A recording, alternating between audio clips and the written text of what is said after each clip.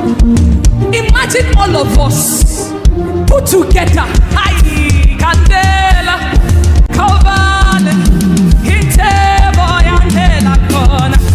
what you think that is only meant for pastors, imagine you are doing it with ease. I want you to know this, and we're going to rejoice one more time. If you don't mind, if where you are is too small, don't stay here, because you are becoming aware of the anointing of the Holy Ghost within you and upon you. Are you ready?